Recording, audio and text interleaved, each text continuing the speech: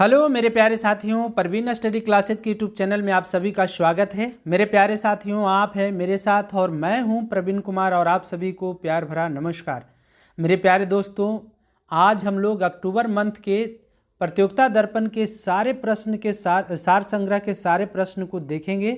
इसमें भी बहुत सारे इंपॉर्टेंट प्रश्न हैं मेरे प्यारे साथियों, तो आप हमारे साथ शुरू से अंत तक चैनल पर बने रहिए। और यदि आप चैनल पर नए हैं तो चैनल को सब्सक्राइब कर दीजिए और साथ ही साथ दोस्तों को भी शेयर कर दीजिए। मेरे प्यारे साथियों, वीडियो अच्छा लगे तो लाइक एंड सब्सक्राइब जरूर कीजिएगा।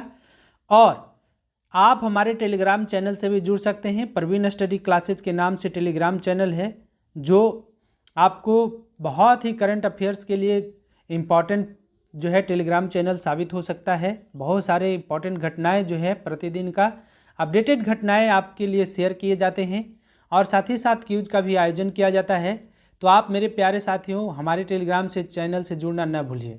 चलिए मेरे प्यारे साथियों, इसमें पहले प्रश्न से बनाते हैं और देखते हैं पहला प्रश्न क्या है। कहता है, पहला प्रश्न है कि चलिए पहला प्रश्न कहता है, क्या कहता है कि बौद्ध धर्म महायान और हीनयान में विभाजित किस संगीति में हुआ था। तो बौद्ध धर्म महायान और हीनयान में चतुर्थ बौद्ध संगीति में विभाजित हो गया। चतुर्थ बौद्ध संगीति प्रथम ईस्वी शताब्दी में हुआ था और कहाँ हुआ था, तो यह 72वीं ईस्वी में कश्मीर के कुंडलबन में। इसके अध्यक्ष कौन थे, तो वसुमित्र इसके अध्यक्ष थे और उपाध्यक्ष कौन थे, तो अश्वघोष थे। बौद्ध धर्म की जो है गौतम बुद्ध का जन्म कब हुआ, तो 563 ईसा पूर्व में कपिल वस्तु के लुम्बिनी नामक स्थान पर, है ना। और बौद्ध धर्म जो है, बौद्ध धर्म में 4 बौद्ध संगीति हुआ था। प्रथम बौद्ध संगीति जो हुआ था 483 ईसा पूर्व में कहाँ हुआ था, तो राजगीर में हुआ था। और द्वितीय बौद्ध संगीति जो हुआ था 383 ईसा पूर्व में वैशाली में हुआ था। तृतीय बौद्ध संगीति कहाँ हुआ, तो पाटलिपुत्र में और 255 ईसा पूर्व में हुआ था। तो इन चारों बौद्ध संगीति के बारे में आप याद रखिए। चतुर्थ बौद्ध संगीति में ही जो है बौद्ध धर्म 2 शाखाओं में विभाजित हो गया, हीनयान और महायान। चलिए अगला प्रश्न है, अगला देखते हैं। कहता है, महावीर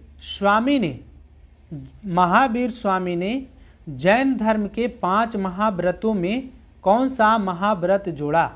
तो जैन धर्म में 5 महाव्रत हैं और उन 5 महाव्रतों में कौन सा महाव्रत जो है महावीर स्वामी के द्वारा जोड़ा गया। तो याद रखिए, आप ब्रह्मचर्य को, किसको, ब्रह्मचर्य को जो है महावीर स्वामी के द्वारा जोड़ा गया था। कौन कौन सा 5 महाव्रत हैं, तो पहला अहिंसा।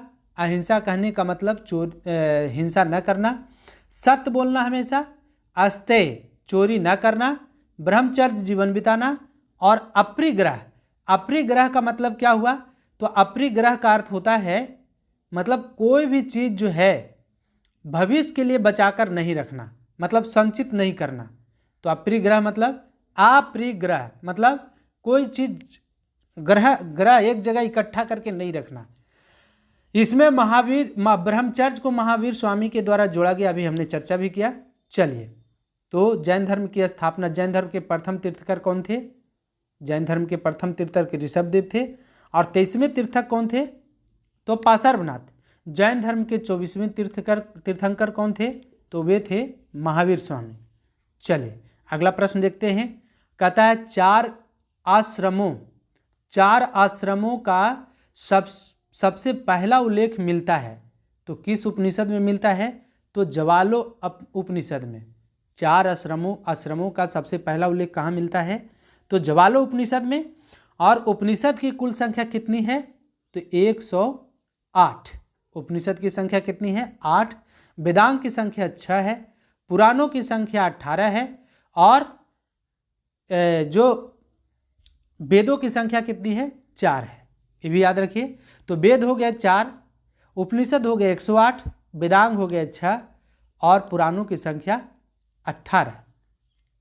चलिए अगला है, कहता है कि किस इमारत, अगला प्रश्न को देखेंगे। कहता है कि किस इमारत पर पिट्रा ड्यूरा का प्रथम बार प्रयोग किया गया।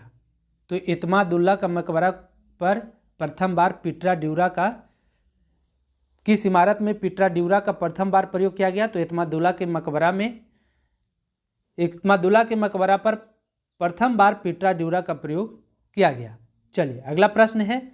अगला कहता है कि किस वह प्रसिद्ध जैन आचार्य कौन थे जिनको अकबर ने जगत गुरु की उपाधि से सम्मानित किया? तो वो कौन थे? तो हरिविजय सूरी। हरिविजय सूरी को अकबर ने जगत गुरु की उपाधि से सम्मानित किया था। चलिए अगला प्रश्न है। कहता अशोक का समकालीन तुर्मै कहाँ का राजा था? अशोक के समय के मतलब अशोक के समकालीन उन्हीं के समान तुर्मै कहाँ के राजा थे? तो ये थे मिस्र के राजा। और मिस्र किस महादेश में स्थित है? तो अफ्रीका महादेश में। चलिए अगला प्रश्न है। कहता है अशोक के अभिलेख में उसके किस एकमात्र पुत्र की चर्चा की गई है?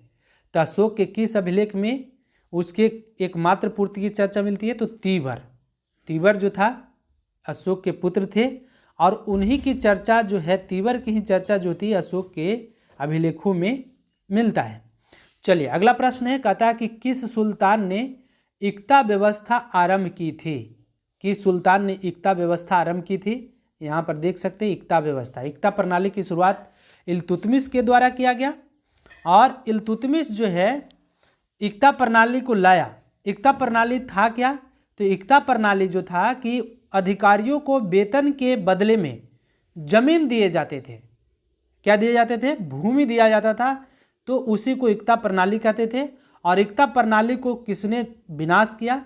तो अलाउद्दीन खिलजी के द्वारा इक्ता प्रणाली को समाप्त कर दिया गया। ये भी याद रखिए, अलाउद्दीन खिलजी के द्वारा। अगला प्रश्न है। अगला क्या कहता है कि किस शैलकृत गुफा में 11 सिरों के बोधिसत्व का अंकन मिलता है? बोधिसत्व का अंकन किस गुफा में मिलता है? तो कन्हेरी की गुफाएं। और कन्हेरी की गुफा कहाँ है? तो महाराष्ट्र में स्थित है। ये भी याद रखिए। अगला प्रश्न है। कहता है कि फ्रांसिस्को पैलसट ने किसके शासनकाल में भारत की यात्रा की थी? तो फ्रांसिस्को पैलसट जो है भारत की यात्रा जहांगीर के शासनकाल में किया था। किसके शासनकाल में? जहांगीर के शासनकाल में जो है फ्रांसिस्को पैलसट भारत की यात्रा किया था। अगला प्रश्न देखेंगे। भारतीय स्वतंत्रता आंदोलन से इसमें पहला प्रश्न है। कहता है कि नेहरू राष्ट्रभक्त हैं जबकि जिन्ना राजनीतिज्ञ हैं। यह कथन किसका है? तो यह कथन है मौलाना अबुल कलाम आज़ाद का। मौलाना अबुल कलाम आज़ाद का कथन है कि नेहरू राष्ट्रभक्त हैं जबकि जिन्ना राजनीतिज्ञ हैं। ये अब मौलाना अबुल कलाम आज़ाद ने बोले थे। अगला प्रश्न है। कहता है कि भारतीय राष्ट्रीय कांग्रेस के किस अंतिम अधिवेशन में बाल गंगाधर तिलक ने भाग लिया था? चूँकि बाल गंगाधर तिलक किस अधिवेशन में अंतिम क्यों लगाया, ये बात भी जानिए कि भारतीय राष्ट्रीय कांग्रेस के किस अंतिम अधिवेशन में बाल गंगाधर तिलक ने भाग लिया था? तो अमृतसर अधिवेशन 1919 में जो है इन्होंने अंतिम बार भाग लिए थे। क्यों ऐसा लिखा गया? तो बाल गंगाधर तिलक की मृत्यु जो हो गई थी 1920 में हो गई थी और बाल गंगाधर तिलक जो है अभी तक एक बार भी जो है कांग्रेस का अध्यक्ष नहीं बने। 1920 में इनकी मृत्यु हो गई। तो किस अंतिम अधिवेशन में उनका जो है उपस्थिति हुआ? तो अमृतसर के अधिवेशन में। और अमृतसर का अधिवेशन कब हुआ था? तो 1919 में हुआ था। आप हमको कमेंट बॉक्स में बताइएगा कि अमृतसर अधिवेशन की अध्यक्षता किसने की थी? क्या अमृतसर अधिवेशन की अध्यक्षता किसके द्वारा किया गया था? आप हमें कमेंट बॉक्स में जरूर लिखिए मेरे प्यारे साथियों। चलिए अगला बढ़ते हैं, हम लोग अगले प्रश्न को देखते हैं। अगला कहता है कि काला विधेयक किसे कहा जाता है? काला विधेयक किसे कहा जाता है? तो रॉलेट बिल को काला विधेयक कहा जाता है। मतलब रॉलेट बिल। और ये जो है इस बिल के तहत, रॉलेट एक्ट के तहत किसी भी व्यक्ति को बिना मुकदमा किए कभी भी गिरफ्तार किया जा सकता था। इसीलिए इस बिल को बिना वकील, बिना दलील और बिना अपील का बिल कहा गया। 13 अप्रैल 1919 को जालियांवाला बाग हत्याकांड घटित हुआ था। इसी बिल के विरोध में वहाँ पर जो है शांतिपूर्वक जो है बैठक चल रही थी, उसी पर जनरल डायर ने अंधाधुंध गोलियां बरसा दी। लगभग 1000 व्यक्तियों की मृत्यु हो गई, है ना। चलिए अगला प्रश्न है, कहता है कि 1940 में, कब, 1940 में मुस्लिम लीग के अधिवेशन में पाकिस्तान के सृजन का प्रस्ताव किसने रखा था? तो पाकिस्तान के सृजन का प्रस्ताव रखा था खली खुजमा के द्वारा रखा गया था। पाकिस्तान शब्द का पहली बार प्रयोग किसने किया? तो चौधरी रहमत अली के द्वारा किया गया। और पाकिस्तान 18 जुलाई 1947 के बाद, ऐसे मानिए तो 15 अगस्त 1947 को पाकिस्तान भारत स्वतंत्र हुआ और 14 अगस्त को पाकिस्तान को एक अधिराज्य के रूप में स्थापित किया गया। भारत के विभाजन का प्रस्ताव किसने पेश किया था? तो अब गोविंद बल्लभ पंत के द्वारा भारत के विभाजन का प्रस्ताव लाया गया था और उसका समर्थन किए थे मौलाना अबुल कलाम आज़ाद, है ना। तो भारत का विभाजन हो गया। भारत के विभाजन के संदर्भ में महात्मा गांधी ने कहा था कि हमें जिंदा रहते हुए कोई भी भारत का विभाजन नहीं कर सकता है, यदि करेगा तो मेरी लाशों के ऊपर करना पड़ेगा, और यदि मेरी बस चले तो मैं कांग्रेस को भी इस पर सहमत करूंगा। चलिए, तो भारत विभाजन के पक्ष में सरदार वल्लभ भाई पटेल थे, मौलाना अबुल कलाम आज़ाद थे, खान अब्दुल गफ्फार खां विरोध किए थे। बहुत सारे ऐसे लोग जो थे, मतलब गांधी जी भी विरोध कर रहे थे, खान अब्दुल गफ्फार खां भी, जिनको फ्रंटियर गांधी के नाम से जाना जाता है, वो भी विरोध किए थे। आगे है, कहता है साइमन कमीशन को भारत में 1928 में भेजा गया था। उस समय ब्रिटेन के प्रधानमंत्री कौन थे? तो उस समय ब्रिटेन के प्रधानमंत्री थे कौन ब्रिटेन के प्रधानमंत्री थे? तो स्टैनले ब्लैडविन। कौन? स्टैनले ब्लैडविन। साइमन कमीशन भारत कब आया था? तो साइमन कमीशन जो है 3 फरवरी 1928 को भारत पहुंचा था, है ना। 1928 को साइमन कमीशन भारत आया था। क्यों? तो जालियांवाला बाग हत्याकांड, या कहें जो 1919 में अधिनियम आया, उसी की जांच के लिए जो है साइमन कमीशन को भारत भेजा गया था 3 फरवरी 1928 को। तो उस समय ब्रिटेन के प्रधानमंत्री कौन थे? स्टैनले ब्लैडविन। बताइए, भारत की स्वतंत्रता के समय ब्रिटेन के प्रधानमंत्री कौन थे? तो क्लेमेंट एटली। कौन? क्लेमेंट एटली। और जिस समय द्वितीय विश्व युद्ध चल रहा था, या कहें कि कैबिनेट मिशन के समय ब्रिटेन के प्रधानमंत्री कौन थे? तो विंस्टन चर्चिल। ये भी याद रखिए, द्वितीय विश्व युद्ध या कैबिनेट मिशन के समय। कैबिनेट मिशन भारत कब आया था? तो 24 मार्च 1946 को आया था, 24 मार्च 1946 को। और इस समय ब्रिटेन के प्रधानमंत्री थे विंस्टन चर्चिल, चूंकि वो चर्चा में रहना चाहते थे। और भारत की स्वतंत्रता के समय ब्रिटेन के प्रधानमंत्री कौन थे? तो क्लेमेंट एटली। तो 3 बातें हम लोग जान गए। 1919 साइमन कमीशन जिस समय भारत आया, तो उस समय स्टैनले ब्लैडविन ब्रिटेन के प्रधानमंत्री था। कैबिनेट मिशन के समय विंस्टन चर्चिल, और भारत की स्वतंत्रता के समय क्लेमेंट एटली। अगला कहता है कि वे राष्ट्रीय नेता जो 1925 में सेंट्रल लेजिस्लेटिव असेंबली के अध्यक्ष निर्वाचित हुए, तो विट्ठल भाई पटेल जो है सेंट्रल लेजिस्लेटिव असेंबली के अध्यक्ष निर्वाचित हुए 1925 में। अब चलिए अगला प्रश्न। अब हम लोग देखेंगे सार संग्रह तो चल ही रहा है, इसी का पार्ट 2 है, और इसी में देखेंगे क्या है कि भारतीय स्वतंत्रता विधेयक को हाउस ऑफ कॉमन्स में पेश किया गया। कब पेश किया गया? तो 18 जुलाई 1946। कब पेश किया गया? बाद में। अभी पहले जान लीजिए कि भारतीय स्वतंत्रता विधेयक को हाउस ऑफ कॉमन्स में पेश किया गया और ब्रिटिश संसद ने पारित किया। तो देखिए, 15 जुलाई 1947 को हाउस ऑफ कॉमन्स में पेश किया गया था, 16 जुलाई को हाउस ऑफ लॉर्ड में पेश किया गया, और 18 जुलाई को जो है ब्रिटिश संसद ने इसे पारित कर दिया। इस प्रकार से भारत जो है भारत को राजकीय दर्जा कब मिला गया? तो 18 जुलाई 1947 को। अगला प्रश्न है, तो ब्रिटिश संसद ने पारित कब किया था? 18 जुलाई 1947 को, याद रखिए। 15 को पेश किया गया हाउस ऑफ लॉस कॉमन किसमें? अरे यार, हाउस ऑफ कॉमन्स में और हाउस ऑफ लॉर्ड्स में 16 जुलाई को, 18 जुलाई को पारित कर दिया गया। अगला प्रश्न देखेंगे हम लोग। कहता है कि 1927 में भारत रियासतों और अंग्रेजी सरकार के संबंधों के पूर्ण परीक्षण तथा परिभाषित किए जाने के लिए किस समिति का गठन किया?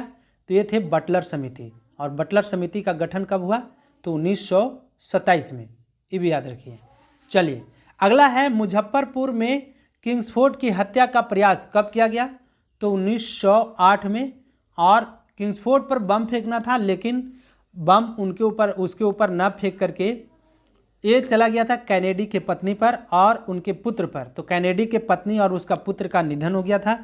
तो बम फेंकने का काम कौन किए थे बताइए, आप कमेंट बॉक्स में जरूर लिखिए। बम फेंकने का काम कौन किए थे? और जनरल डायर को किंग्सफोर्ड की हत्या फिर बाद में किसने कर दिया था?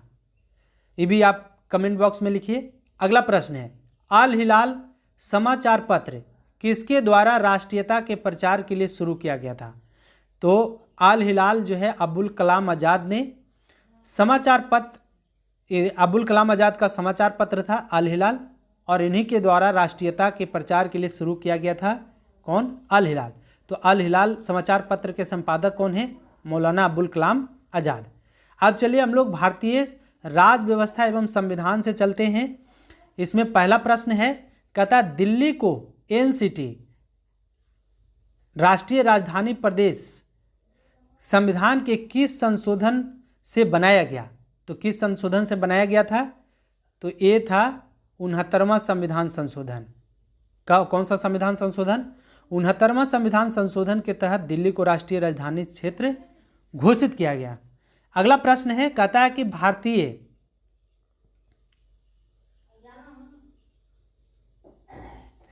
भारतीय संविधान के किस अनुच्छेद के तहत लोकसभा में अनुसूचित जातियों और जनजातियों के लिए आरक्षण दिया गया है? तो किस अनुच्छेद के तहत? तो अनुच्छेद 330 के तहत जो है संविधान के किस अनुच्छेद के तहत लोकसभा में अनुसूचित जातियों और जनजातियों के लिए आरक्षण दिया गया है? तो अनुच्छेद 330 में। और लोकसभा में अनुसूचित जाति के लिए कितना सीट है और अनुसूचित जनजाति के लिए कितना आरक्षित सीट है? तो जान लीजिए कि अनुसूचित जनजाति के लिए मतलब एसटी के लिए, शेड्यूल ट्राइब के लिए 47 सीट है, जबकि अनुसूचित जनजाति के लिए मतलब एससी के लिए टोटल कितना सीट है? तो ये है 84 वर्तमान समय में, याद रखिएगा। वर्तमान समय में लोकसभा में कितने महिला प्रतिनिधि चुन करके गए हैं? तो ये भी याद रखिए 38 अभी वर्तमान समय में 38 महिलाएं जो है चुन करके गई हुई है। अगला बात है, कहते हैं कि संविधान के किस अनुच्छेद में यह कहा गया कि सभी सार्वजनिक स्थान सभी नागरिकों के लिए खुले हुए हैं? तो अनुच्छेद 15 के सब क्लॉज 2 में कहा गया कि संविधान के सभी सार्वजनिक स्थान सभी नागरिकों के लिए खुले हुए हैं। चलिए अगला प्रश्न है, कहता है कि भारत में लोकसभा में पहला अविश्वास प्रस्ताव कब आया?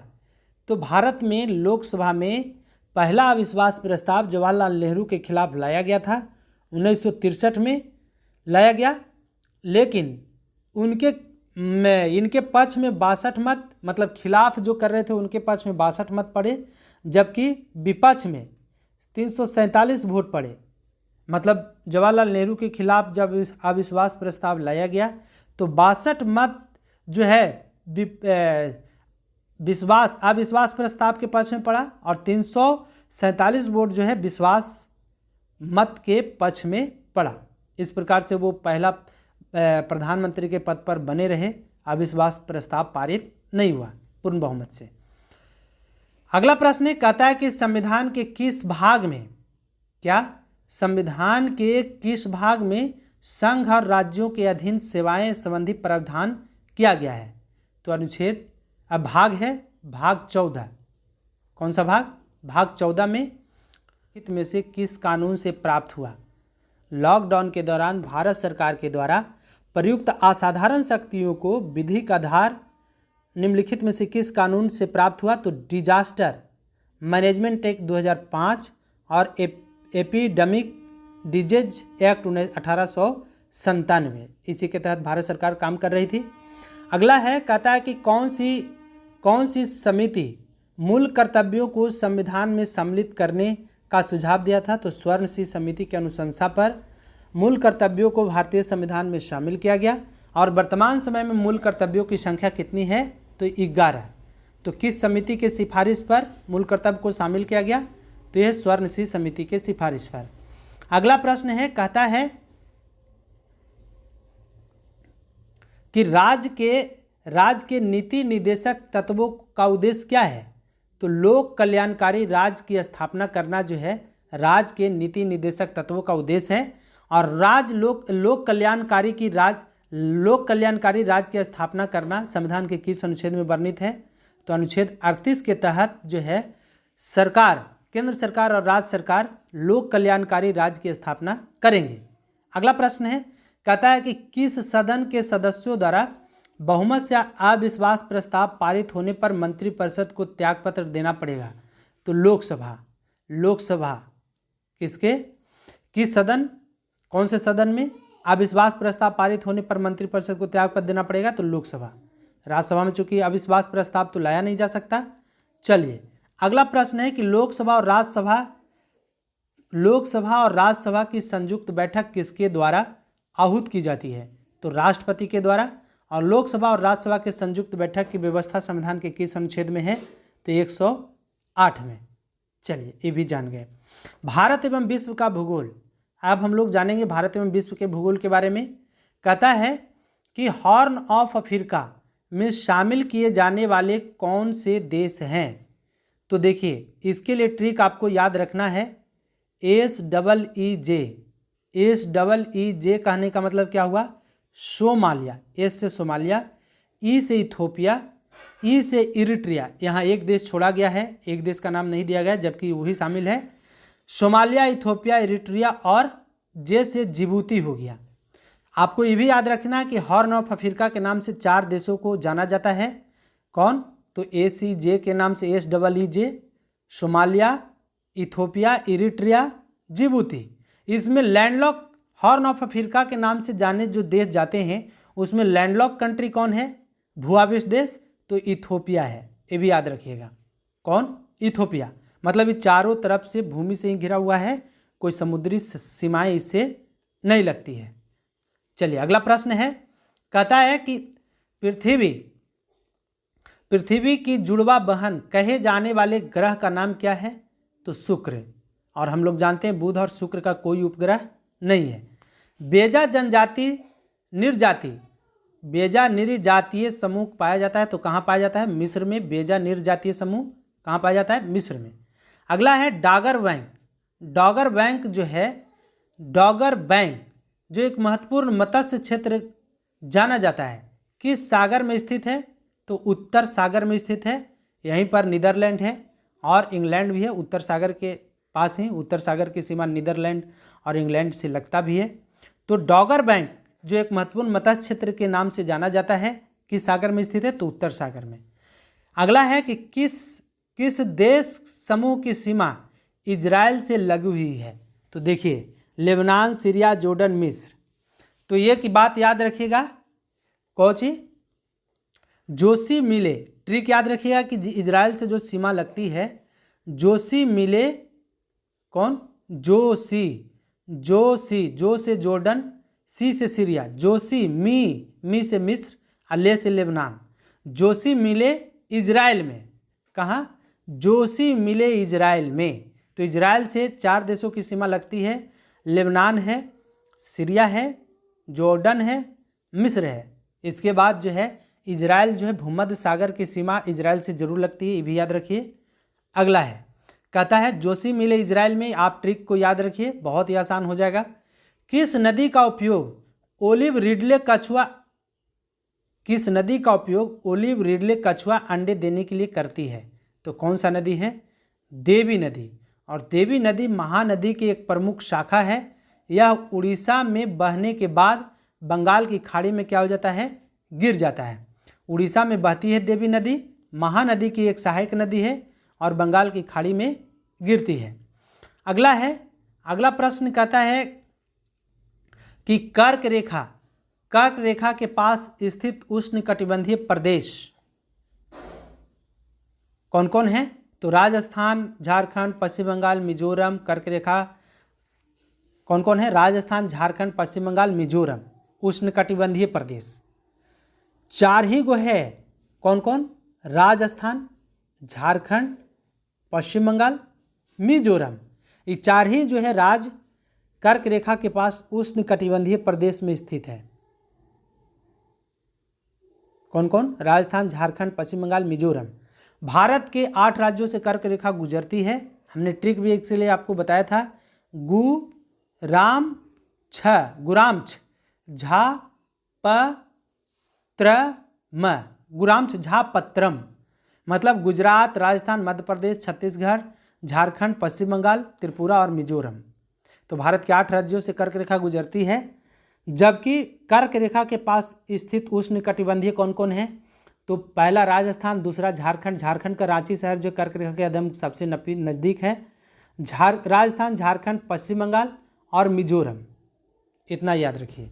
अगला है कि विश्व की सबसे बड़ी ताजे जल की झील कौन सा है? तो सुपीरियर झील। और सुपीरियर झील कहाँ है? तो सुपीरियर झील उत्तरी अमेरिका में स्थित है, कनाडा में। सुपीरियर झील मीठे पानी की सबसे बड़ी झील है, ताजे पानी की सबसे बड़ी झील है। और उत्तरी अमेरिका में कौन कौन सा झील है? तो याद रखिए, एक ट्रिक है, सुपर मिशन है ये आंटी, मतलब सुपीरियर झील, मिशिगन झील, सुपर मिशन है से हारून झील, इरी झील, ऑन्टारियो झील, 5 गो झील है। सुपर मिशन है ये आंटी, ये है पश्चिम से पूरब की ओर हम लोग चले। सुपर मिशन है ये आंटी, सुपीरियर झील, मिशिगन झील, हारून झील, इरी झील, ऑन्टारियो झील, 5 झील है जो है उत्तरी अमेरिका में स्थित है। अगला कहते हैं डेटम रेखा क्या होता है? अगला कहता है कि डेटम रेखा क्या है? तो डेटम रेखा वह रेखा अथवा वह स्थिर बिंदु होती है जिसके सापेक्ष किसी ऊंचाई पर जाते हुए वस्तु की ऊंचाई अथवा गहराई की नाप की जाती है। तो डेटम रेखा के माध्यम से ही जब कोई वस्तु पृथ्वी पर स्थित है और उसके सापेक्ष जब कोई ऊंचाई पर जाती है या गहराई पर जाती है तो उसकी ऊंचाई और गहराई नापने वाली रेखा को कौन सी रेखा कहते हैं? डेटम रेखा। चलिए अगला है, कहता है हमें अपने आज पर पृथ्वी एक चक्कर कितने समय में पूरा करती है? तो पृथ्वी एक चक्कर अपने जो है पूरा करती है 23 घंटा 56 मिनट और 4 सेकंड में। 23 घंटा 56 मिनट 4 सेकंड पृथ्वी अपना एक चक्कर पूरा कर लेता है अपने आज पर। चलिए अगला है, अब हम लोग चलेंगे पर्यावरण एवं जैव विविधता। कहता है कि कुगटी वन पशु विहार किस राज्य में स्थित है? तो कुगटी वन पशु विहार किस राज्य में स्थित है? तो हिमाचल प्रदेश में। किस राज्य में? हिमाचल प्रदेश में है कुगटी वन पशु विहार। अगला कहता है चेचू जनजाति किस क्षेत्र में वन जीव, चेचू जनजाति जो है किस क्षेत्र में वन जीव के सुरक्षा से संबंधित है? तो नागार्जुन श्रीशैलम। और नागार्जुन श्रीशैलम वन जीव क्षेत्र कहाँ स्थित है? तो आंध्र प्रदेश में स्थित है। तो चेंचू जनजाति जो है आंध्र प्रदेश में ही मिलती है। अगला है, कहता है उमियाम या बारापानी झील किस प्रदेश में स्थित है? उमियाम झील या बारापानी झील तो ये है मेघालय में। कहाँ? मेघालय, मेघों का घर मेघालय। उमियाम झील या बारापानी झील याद रखिएगा। कुगटी वन पशु विहार कहाँ स्थित है? तो हिमाचल प्रदेश में। चेचू जनजाति आंध्र प्रदेश में। बहुत ही सब पूछता है। अगला है, कहता है बहुत इंपॉर्टेंट प्रश्न मेरे प्यारे साथियों, एग्जाम पॉइंट ऑफ व्यू से ये बहुत इंपॉर्टेंट है। नाचने वाला हिरन भारत के किस प्रदेश में पाया जाता है? तो नाचने वाला हिरन पाया जाता है भारत के मणिपुर में। और नाचने वाला एकमात्र जो हिरन है यही मणिपुर के किवलामजाओ राष्ट्रीय उद्यान में पाया जाता है। इसके अलावा भारत के किसी भी हिस्से में नहीं पाया जाता है। तो नाचने वाला एकमात्र हिरन कहाँ पाया जाता है? तो मणिपुर के किवलामजाओ राष्ट्रीय उद्यान में।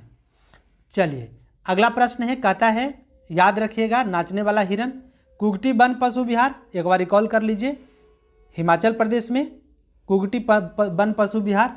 नागार्जुन श्रीशैलम में कौन सी जनजाति? तो चेंचू जनजाति। अगला कहता है कौन सा राष्ट्रीय उद्यान तैरती हुई वनस्पति के साथ एक दलदल होने में अद्वितीय है, जो एक समृद्ध जैव विविधता का समर्थन करता है? तो कौन है? किबिल लामजाओ नेशनल पार्क कहाँ स्थित है? तो मणिपुर में स्थित है। अगला प्रश्न को देखेंगे।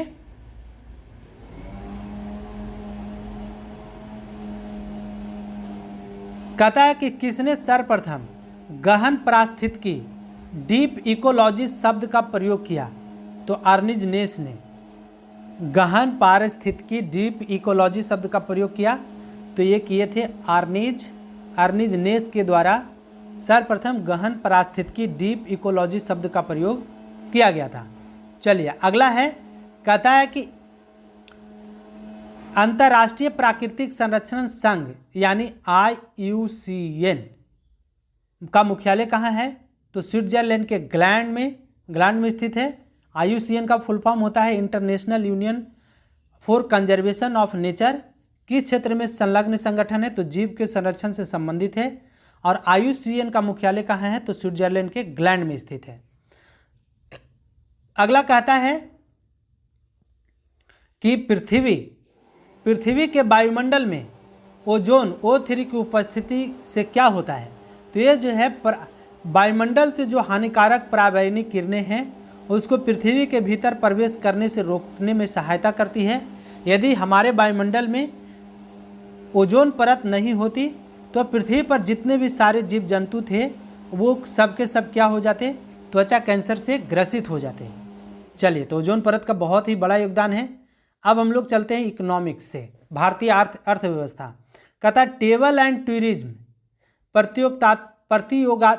प्रतियोगितात्मक सूचकांक TTCI जारी किया जाता है किसके द्वारा?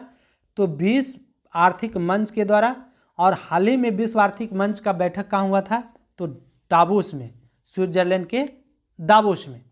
अगला है, कहता है कि कौन से सूचकांक मानव विकास सूचकांक HDI human development index, HDI का फुल फॉर्म हो गया ह्यूमन डेवलपमेंट इंडेक्स की गणना में सम्मिलित किए जाते हैं? तो जीवन प्रत्याशा, शिक्षा, प्रति व्यक्ति आय, ये तीनों शामिल किया जाता है मानव विकास सूचकांक में। बताइए कि 2022 के मानव विकास सूचकांक में 2021 के मानव विकास सूचकांक में भारत का स्थान केमा है और 2020 के मानव विकास सूचकांक में भारत का स्थान कितना था? ये भी आप कमेंट बॉक्स में लिखिए। एक हम बता देते हैं कि 2021 के मानव विकास सूचकांक में भारत का स्थान 132वां है। कितने स्कोर के साथ? तो 0.633 स्कोर के साथ मानव विकास सूचकांक में पहले स्थान पर है कौन? तो पहले स्थान पर है डेनमार्क। और भारत का स्थान 633 स्कोर के साथ 132वें स्थान पर स्थित है। तो 3 आधारों पर मानव विकास सूचकांक जारी किए जाते हैं: जीवन प्रत्याशा, शिक्षा, प्रति व्यक्ति आय। अगला प्रश्न है, कहता है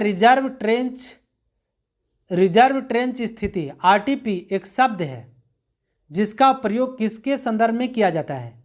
तो अंतर्राष्ट्रीय मुद्रा कोष और किसी सदस्य के कोटा और IMF की मुद्रा के हैंडलिंग्स के बीच अंतर एक देश की रिजर्व ट्रेंच स्थिति है, RTP है ना। तो अंतर्राष्ट्रीय मुद्रा कोष के द्वारा जारी किया जाता है। और ये क्या है? तो किसी देश के कोटा और IMF की मुद्रा के होल्डिंग्स के बीच अंतर एक देश की रिजर्व ट्रेंच स्थिति है। तो RTP किसके द्वारा जारी किया जाता है? तो अंतर्राष्ट्रीय मुद्रा कोष के द्वारा। बताइए कि अंतर्राष्ट्रीय मुद्रा कोष IMF में वर्तमान में कुल कितने सदस्य देश हैं? तो IMF में टोटल 190 सदस्य हैं। और इसका नवीनतम सदस्य कौन है? तो अंडोरा। कौन? अंडोरा, याद रखिएगा। चलिए अगला बात करते हैं कि किस प्रत्यक्ष कर से सरकार को अधिक राजस्व की प्राप्ति होती है? तो निगम कर से। किस प्रत्यक्ष कर से सरकार को अधिक राजस्व की प्राप्ति होती है? तो निगम कर से। अगला कहता है कि अगर सरकार आरबीआई द्वारा सरकारी प्रतिभूतियों के खिलाफ ताज़ा मुद्रित धन खर्च करने का विकल्प चुनती है तो इसे रखा जाना चाहिए। तो घाटे की वित्त व्यवस्था में रखा जाना चाहिए, घाटे की वित्त पोषण में। अगला प्रश्न है मुद्रा का मूल्यन, क्या मुद्रा का अवमूल्यन भुगतान, मुद्रा का मूल्यन भुगतान घाटे संतुलन को सही कर सकता है, क्योंकि यह विदेशी मुद्रा के निर्यात की कीमत कम करता है और घरेलू मुद्रा में आयात की कीमत को बढ़ाता है। चलिए अगला प्रश्न है, कहता है कि फसलों के न्यूनतम समर्थन मूल्य निर्धारण संबंधी संस्तुति करता है। तो कौन करता है? तो कृषि लागत एवं कीमत आयोग। और वर्तमान समय में कितने फसलों पर जो है न्यूनतम समर्थन मूल्य दिया जाता है? कितने फसलों पर? तो मात्र जो है 21 फसलों पर जो है न्यूनतम समर्थन मूल्य दिया जाता है। चलिए, तो कृषि एवं लागत मूल्य आयोग जो है न्यूनतम समर्थन मूल्य घोषित करता है। कब करता है?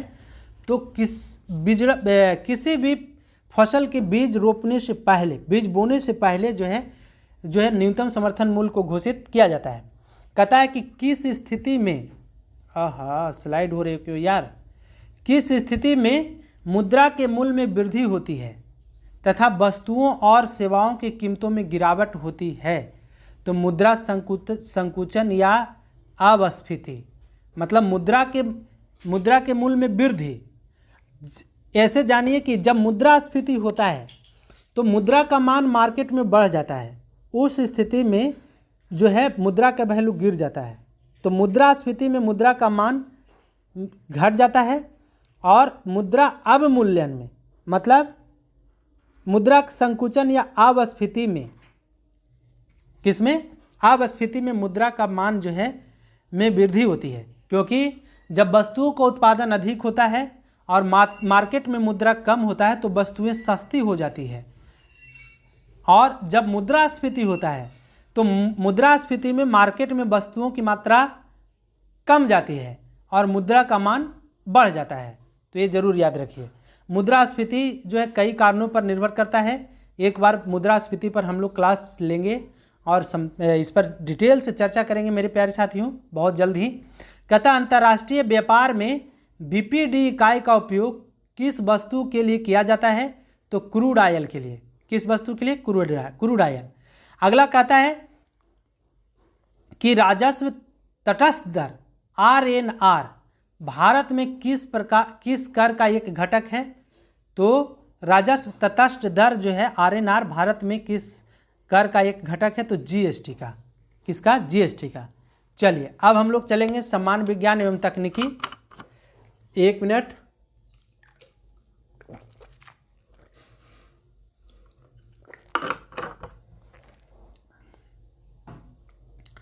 चलिए समान विज्ञान एवं तकनीकी से जितने भी प्रश्न हैं उसको देखेंगे हम लोग। कहता है कि आंख का कौन सा भाग आंख के रंग का निर्धारण करता है? तो आइरिस।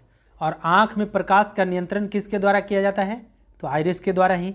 आंख का कौन सा भाग दान किया जाता है? तो ये दान किया जाता है कॉर्निया। और आंख के रेटिना पर कैसा प्रतिबिंब बनता है? तो वास्तविक, उल्टा और वस्तु से छोटा। वास्तविक, उल्टा और वस्तु से छोटा। अगला है, कहता है कृत्रिम वर्षा या मेघ बीजन के लिए प्रयोग किए जाने वाले रासायनिक द्रव कौन सा है? तो silver iodide, AgI, silver iodide और सोडियम क्लोराइड NaCl।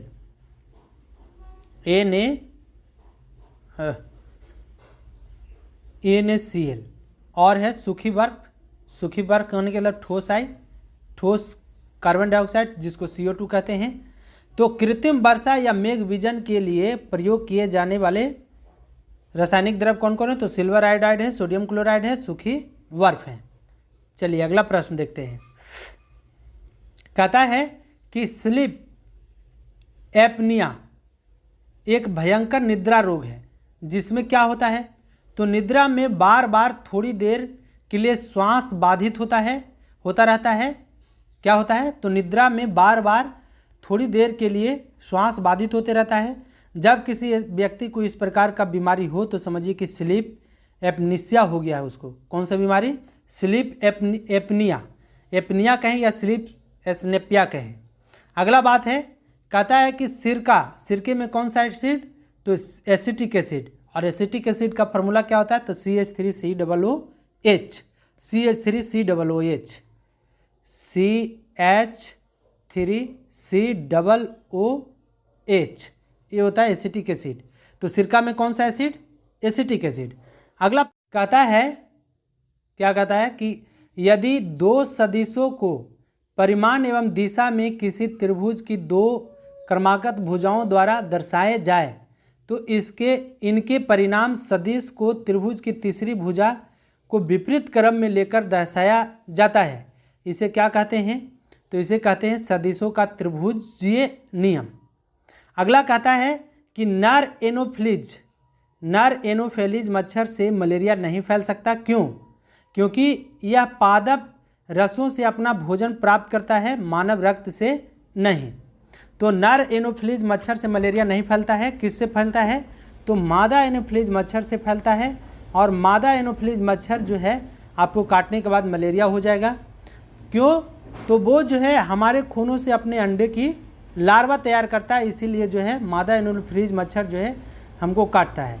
नर एनोफिलीज मच्छर हम लोग को नहीं काटता है, और वो अपना भोजन किससे पूरा करता है? तो फल फूल से या उसके रस को चूस करके।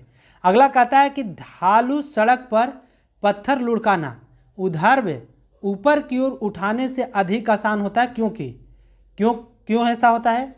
क्योंकि पत्थर को लुढ़काने में किया गया कार्य इसे उठाने की अपेक्षा कम होता है।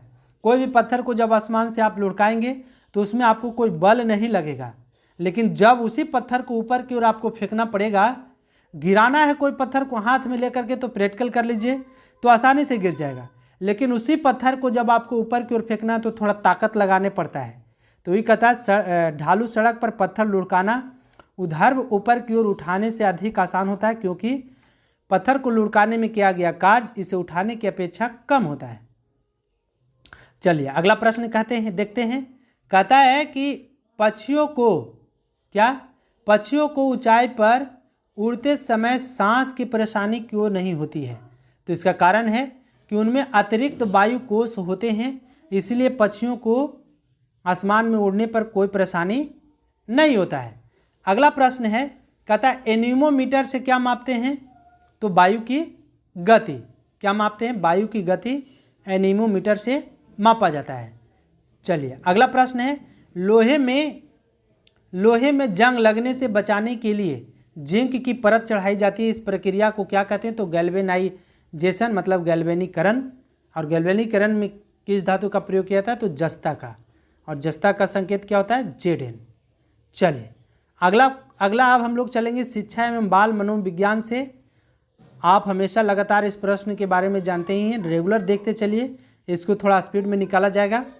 कहता है कि मानसिक संरचना जो चिंतन के निर्माण प्रखंड हैं, इसके लिए पियाजे ने किस पद का प्रयोग किया है? तो किस शब्द का प्रयोग किया? तो अस्कीमा, अवधारणा है। अगला कहता है कि एक बच्चा तर्क प्रस्तुत करता है, आप यह मेरे लिए करें और मैं आपके लिए करूँगा।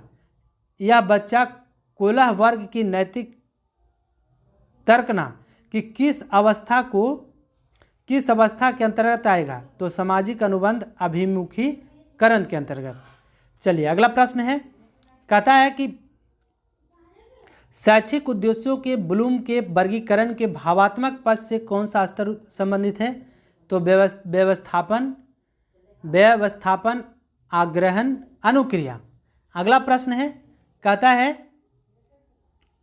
कि एक 4-5 वर्ष के बालक में अपने पिता की अपेक्षा माता के प्रति अत्यधिक प्रेम की भावना विकसित हो जाती है। बालक के व्यवहार में होने वाले इस परिवर्तन को फ्रायड द्वारा क्या नाम दिया गया? तो ओडिपस कॉम्प्लेक्स। कौन सा नाम दिया गया? तो ओडिपस कॉम्प्लेक्स। अगला है कि प्रासंगिक अंतर्बोध परीक्षण किससे संबंधित है? तो व्यक्तित्व मापन की प्रक्षेपी तकनीकी से संबंधित है। अगला चलते हैं। अगला कहता है कि समान आयु के बच्चों में भी आकृति, योग्यता, स्वभाव, रुचि, प्रवृत्ति और अन्य बातों में बहुत अंतर होता है। इस संदर्भ में विद्यालय की भूमिका है। तो क्या विद्यालय की भूमिका है? तो विद्यालय की भूमिका है कि सुनिश्चित करना कि प्रत्येक बच्चे को अपनी क्षमताओं के अनुसार विकास के अवसर मिले। तो प्रत्येक बच्चे को अपनी क्षमताओं के अनुसार विकास के अवसर को दिया जाना चाहिए। अगला प्रश्न है कि किस मनोवैज्ञानिक ने बच्चों के ज्ञान के सक्रिय जिज्ञासु के रूप में देखते हुए उनके चिंतन पर सामाजिक एवं सांस्कृतिक विषय वस्तुओं के प्रभाव के महत्व को दिया? तो के कौन थे? लेव वाइगोट्स्की। अगला प्रश्न है, कहता है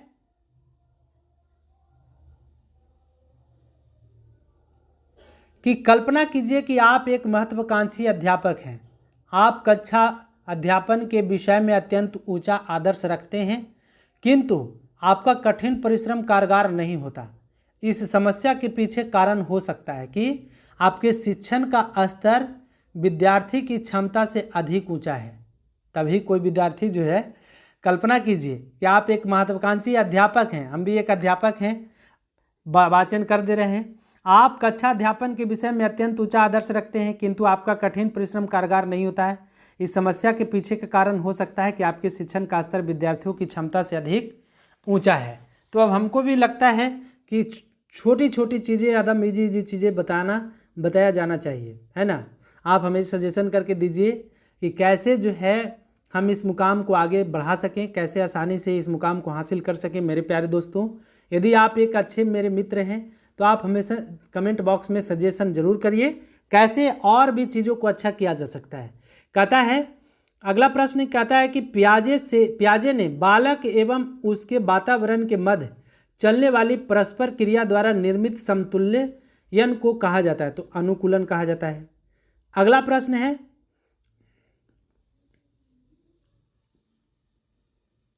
कि निकटतम विकास का क्षेत्र क्या है?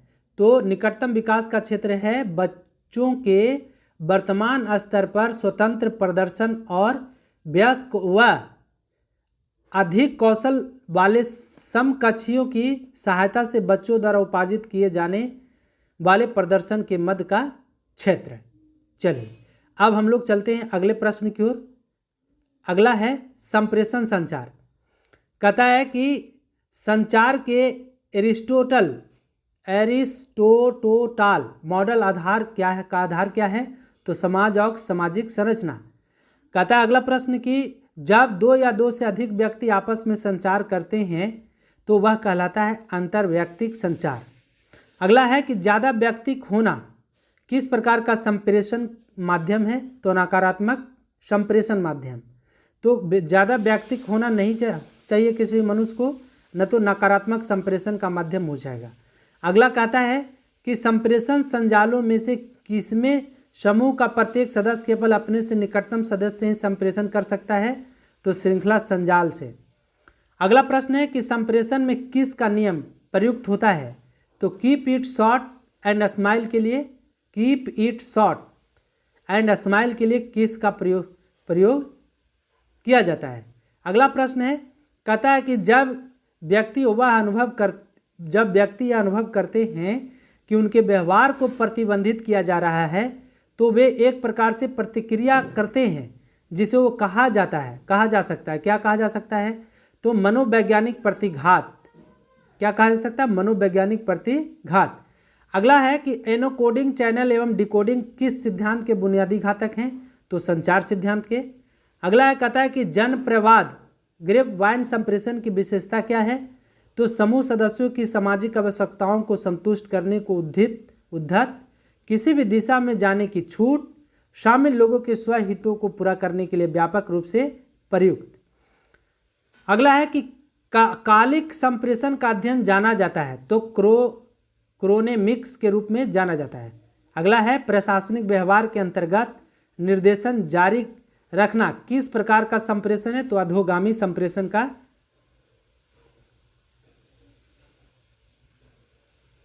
अधोगामी संप्रेषण का। अब चलते हैं हम लोग खेल कूद से, बहुत ही इंपॉर्टेंट टॉपिक। कहता है डीसीएम ट्रॉफी, न जाने कितनी बार ये चीज़ें जो है हम लोग सीख चुके हैं। डीसीएम ट्रॉफी का संबंध किस खेल से है? तो फुटबॉल से। आप बताइए कि फुटबॉल 2022 का फुटबॉल विश्व कप कहाँ होगा? तो कतर में। कहाँ होगा? कतर में। और 2022 के फुटबॉल विश्व कप का थीम क्या है? तो ये भी याद रखिए, लाइव है। क्या है? 2022 के फुटबॉल विश्व कप का शुभंकर लाइव है। और ये कहाँ होगा? तो कतर में आयोजित होगा। और 2026 में कहाँ होगा? तो 2026 में होगा यूएसए, मैक्सिको और कनाडा, इन तीनों जगह पर 2026 का फुटबॉल विश्व कप आयोजित होगा। अगला प्रश्न है, कहता है कि इलेक्ट्रा गोल्ड कप, कौन सा? इलेक्ट्रा गोल्ड कप किस खेल से संबंधित है? तो टेबल टेनिस से। किस खेल से? टेबल टेनिस से। अगला चलते हैं, कहता है घुड़सवारी का खेल परिसर किस नाम से जाना जाता है? तो एरिना के नाम से जाना था घुड़सवारी का खेल परिसर। अगला प्रश्न है, कहता है किसी अंतर्राष्ट्रीय फुटबॉल मैच की सामान्य समयावधि कितनी होती है? तो इसे 70 मिनट से बढ़ा करके 90 मिनट कुछ वर्ष पहले ही किया गया है। अगला है कि पहली बार राष्ट्रमंडल खेलों का आयोजन कब किया? पहली बार राष्ट्रमंडल खेलों का आयोजन कब किया गया? तो 1930 में कनाडा के हैमिल्टन में किया गया था। आप बताइए कि 2022 में राष्ट्रमंडल खेलों का आयोजन कहाँ किया गया? तो बर्मिंघम में। और इसका शुभंकर क्या था? तो पेरी द बुल। आदर्श बाग क्या था? तो गेम फॉर ऑल। कब से कब तक आयोजित हुआ बर्मिंघम राष्ट्रमंडल खेल? तो 28 जुलाई से 8 अगस्त तक। कब तक? 8 अगस्त तक। 28 जुलाई से 8 अगस्त। इसमें भारत ने कितने पदक जीते? तो टोटल 22 स्वर्ण जीते, 16 कांस्य रजत और 23 कांस्य। तो इस प्रकार से 22, 16, 23 याद रखिएगा, टोटल 61 पदक जीते। और प्रथम स्थान पर कौन रहा? तो ऑस्ट्रेलिया। दूसरे स्थान पर इंग्लैंड। ऑस्ट्रेलिया जो है पहले स्थान पर रहा 178 पदकों के साथ। और दूसरे स्थान पर इंग्लैंड, तीसरे स्थान पर कनाडा, चौथे स्थान पर भारत रहा। चलिए आगे बढ़ते हैं। 2026 का राष्ट्रमंडल खेल कहाँ होगा? तो 2026 का राष्ट्रमंडल खेल होगा ऑस्ट्रेलिया के विक्टोरिया में। अगला प्रश्न है, कहता है कि 2021 में आयोजित किए गए ग्रीष्मकालीन टोक्यो ओलंपिक में कौन सा संस्करण था? तो 32वां संस्करण था। भारत का स्थान इसमें केमा रहा? तो 48वां रहा।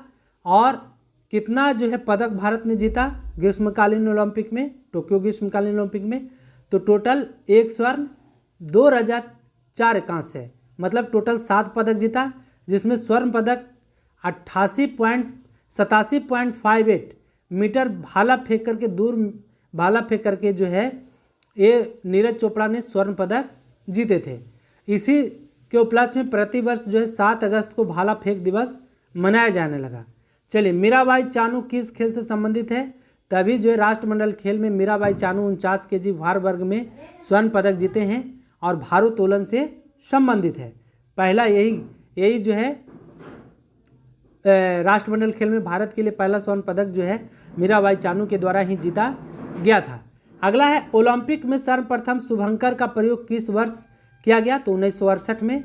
याद रखिएगा कि बिहार में पहली बार राष्ट्रपति 1968 में ही लगाया गया था और 1968 से ही मैक्सिको सिटी में शुभंकर का प्रयोग किया जाने लगा ओलंपिक में। चलिए अगला कहता है, इलेक्ट्रा गोल्ड कप हम लोग समझ में कि अभी पढ़े हैं टेबल टेनिस में। अगला कहता है पोवास, पोलो खेल में प्रत्येक पक्ष में खिलाड़ी की संख्या कितनी होती है?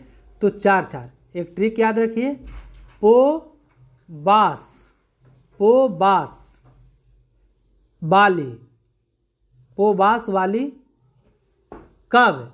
जैबू खो खो। तो पो से पोलो में 4, बास्केटबॉल में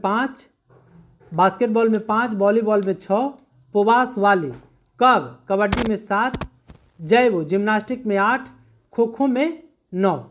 तो पोवास वाली कब, जैबू खो खो याद रखिएगा, ट्रिक है पोवास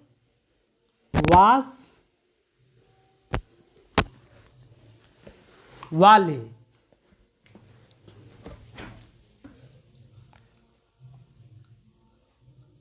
कब? जैबू खो खो, पोवास वाली कैप जैबू खो खो, मतलब पोलो में 4, बास्केटबॉल में 5, वॉलीबॉल में 6, कबड्डी में 7, जिम्नास्टिक में 8 और खो खो में 9 और रग्बी फुटबॉल में 15। चलिए अब अगला प्रश्न चलते हैं कृषि से। कहता है कि पौधे पर कैल्शियम की कमी के लक्षण सर्वप्रथम कहाँ प्रदर्शित होते हैं? तो कैल्शियम की कमी के लक्षण होते हैं किनारे की पत्तियों पर, और इसकी कमी के कारण पत्तियां क्या हो जाती है? पीले हो जाती है। मुर्रा किसकी प्रजाति है? तो मुर्रा भैंस की प्रजाति है। अगला कहता है पेड़ों की कतार के बीच फसलों को उगाने को कहा जाता है, तो कौन सा प्रणाली कहा जाता है? तो तोग्या विधि कहा जाता है। जब पेड़ों के बीच जब आप कोई फसल उपजाते हैं तो उसी को कहा जाता है क्या? तोग्या प्रणाली कहा जाता है। चलिए अगला प्रश्न है कहता है कि उस कृषि को क्या कहा जाता है? क्या कहा जाता है? गया कहा जाता है, मतलब लिखा गया है उस कृषि को क्या कहा जाता है जिसमें कृषि और पशुपालन दोनों साथ साथ किए जाते हैं? तो मिश्रित कृषि। और भारत में जो है मिश्रित कृषि व्यवस्था ही मिलता है। अगर कहता है कि गेहूं का काला टिक्का रोग ब्लैक टिक डिजीज किसके कारण होता है? तो ये होता है फफूंद के कारण, फंगस के कारण।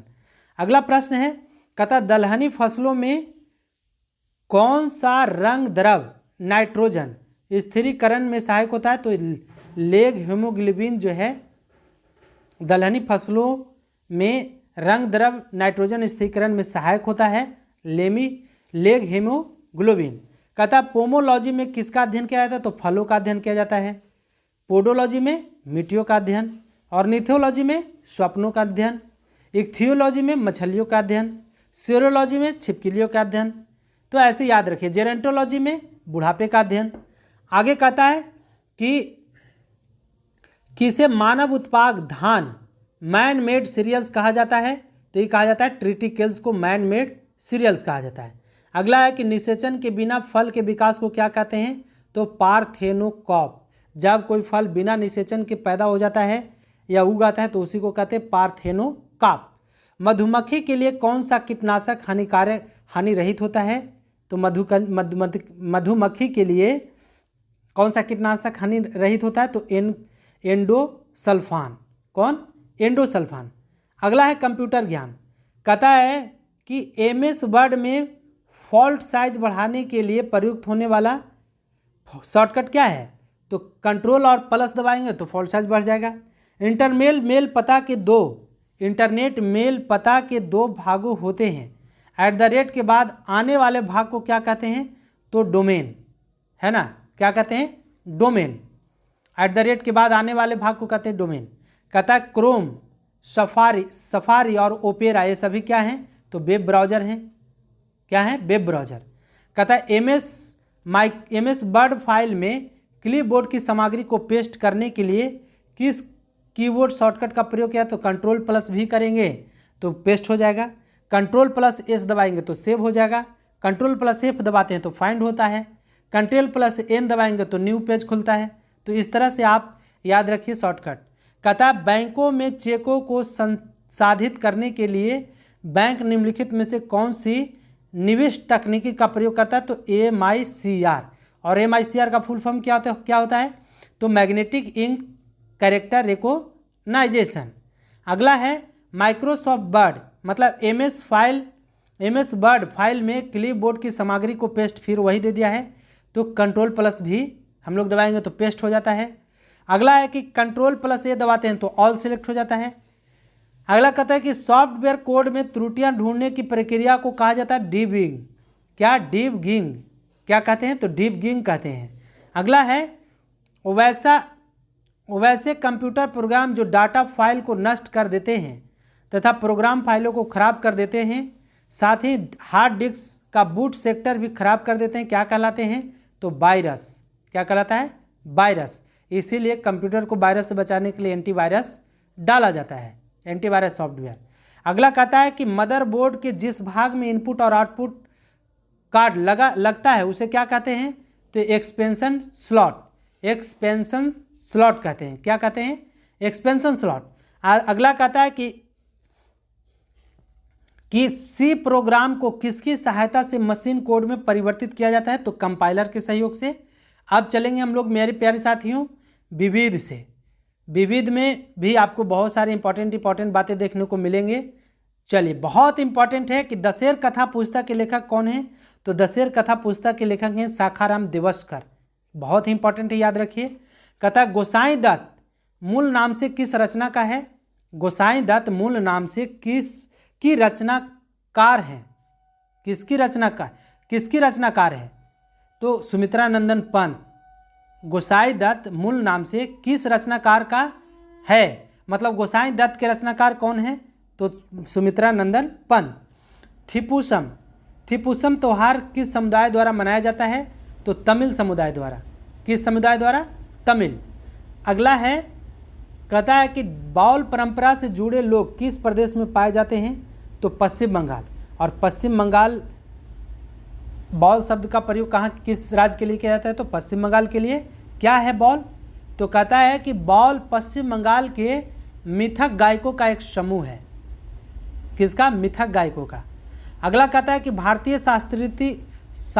शास्त्रीय संगीत में ख्याल और तराना के संस्थापक कौन माने जाते हैं? तो अमीर खुसरो। फिर अगला है कि वेदांतम सत्यनारायण किस नृत्य से सर्वश्रेष्ठ गुरु माने जाते हैं? किस नृत्य के? तो कुचिपुड़ी के। अगला है कुचिपुड़ी किस राज्य का? तो आंध्र प्रदेश का कुचिपुड़ी जो है लोक नृत्य है। दारा सिको ने किस सूफी सिलसिले को अपनाया था? तो कादरी को अपनाया था। और दारा सिको किसके बेटे हैं? तो औरंगजेब के। अगला है कि निपख नामक आंदोलन किस धर्म गुरु ने चलाया था? तो दादू दयाल ने निपख नामक आंदोलन चलाए थे। अगला है 129 नंबर कि किस राजा ने अकबर के पूर्व तानसेन को संरक्षण प्रदान दिया था? किस राजा ने अकबर के पूर्व तानसेन को संरक्षण दिया था? मतलब कि राजा रामचंद्र सिंह, भाटा के राजा रामचंद्र सिंह पहले तानसेन को संरक्षण दिए, उसके बाद तानसेन को संरक्षण कौन दिया? अकबर ने। फिर इस सेशन का सबसे अंतिम प्रश्न कहता है कि त्रिचित्राचार्य उपेंद्र महारथी की पुस्तक वेणु शिल्प का संबंध किस कला से है? तो बांस की कला से। किस कला से? बांस की कला से। तो ये तो थे मेरे प्यारे साथियों 130 प्रश्न प्रतियोगिता दर्पण के सारे सार संग्रह अक्टूबर मंथ का। यदि आपको पसंद आया है सेशन तो चैनल पर नए हैं तो चैनल को सब्सक्राइब कर दीजिए, साथ ही साथ बेल आइकन को प्रेस कर दीजिए और दोस्तों को शेयर करना न भूलिए। चलिए, आज के लिए इतना ही मेरे प्यारे साथियों। तब तक के लिए आप सभी को एक बार फिर से प्यार भरा नमस्कार। धन्यवाद।